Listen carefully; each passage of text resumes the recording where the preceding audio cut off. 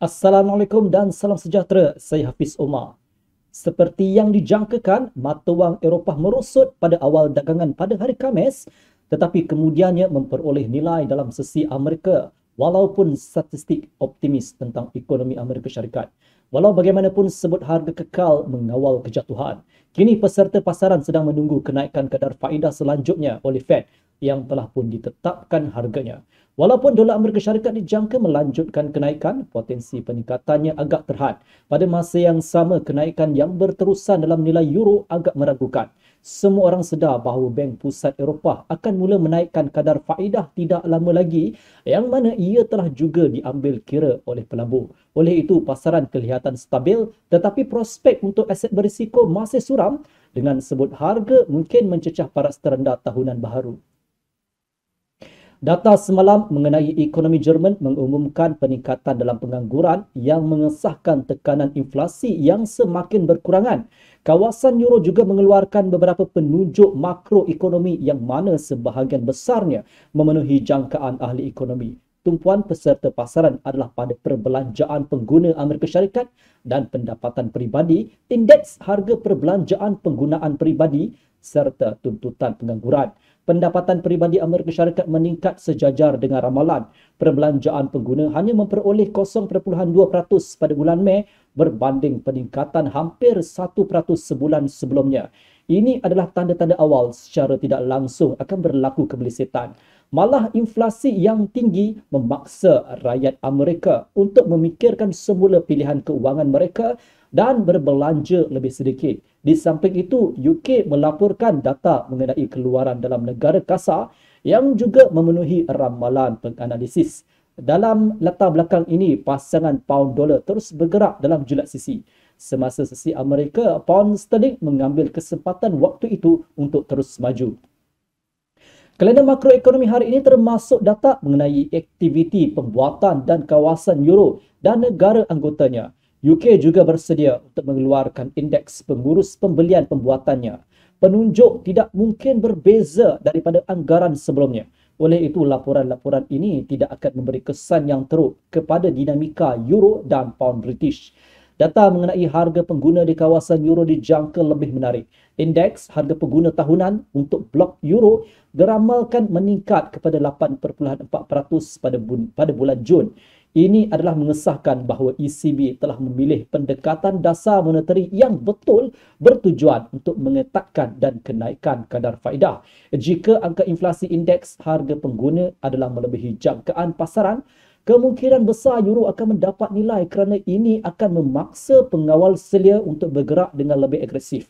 Tambahan pula, Amerika Syarikat juga akan menerbitkan data mengenai aktiviti pembuatan. Dari sudut pandangan teknikal, pasangan mata wang euro dolar berkemungkinan kekal dalam julat, berlega di sekitar 1.0434, iaitu bahagian tengah saluran sisi. Oleh itu, adalah wajar untuk kita memberi tumpuan terhadap tahap ini. Jika harga jatuh dan berbentuk false breakout di 1.0434, isyarat beli yang kuat akan dibuat. Dalam kes ini, kenaikan harga akan berusaha untuk menembusi di atas 1.0481. Jika harga mengatasi tanda ini dan mengujinya dari atas ke bawah, jumlah pembelian akan meningkat dan pasangan itu akan menuju ke 1.0525 dan mungkin 1.0568.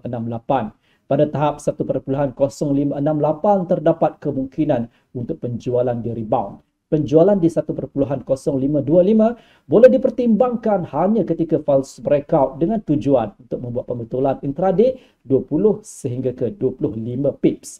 Jika penurunan harga mampu melindungi 1.0481 dan statistik mengenai ekonomi zon Euro memenuhi ramalan penganalisis, false breakout akan menunjukkan kemungkinan untuk penjualan. Aktiviti lemah di 1.0434 dan penetapan harga di bawah paras ini pada separuh kedua hari dagangan boleh mengheret euro turun sehingga 1.0383. Dalam kes ini, laluan ke paras terendah tahunan baharu 1.0321 dan 1.0255 akan dibuka. Bagi pound British, mata wang itu terus didagangkan secara sideways. Tahap 1.2100 bertindak sebagai sokongan. Jika pound sterling jatuh sedikit dan membentuk false breakout pada tanda ini, kenaikan akan mengukuhkan kedudukan mereka serta cuba untuk mendapatkan semula kawalan ke atas 1.2152 iaitu garis tengah julak sisi. Jika harga menembusi tahap ini dan mengujinya dari atas ke bawah, jumlah pembelian akan meningkat lagi. Oleh itu, pasangan pound dolar akan meningkat sehingga 1.2207 dan kemudian 1.2267. Pada tahap 1.2267 terdapat kemungkinan untuk penjualan di rebound bergantung pada pembetulan intraday 30 sehingga ke 35 pips. Penjualan di 1.2207 iaitu sempadan atas saluran atau 1.2152 yang merupakan garis tengahnya boleh dijadikan sandaran hanya ketika berlakunya false breakout. Dalam kes ini, pound British berkemungkinan besar akan mendapat momentum menurun dan menembusi di bawah 1.2094. Ini seterusnya akan membuka jalan kepada penurunan secara beransur-ansur sehingga 1.2042 dan 1.1993. Pada tahap 1.1993, pedagang boleh melakukan pembelian di rebound. Pada tanda 1.2042, pembelian akan relevan hanya sekiranya berlaku false breakout. Sekian video analisis dari saya Hafiz Omar dan selamat berhujung minggu.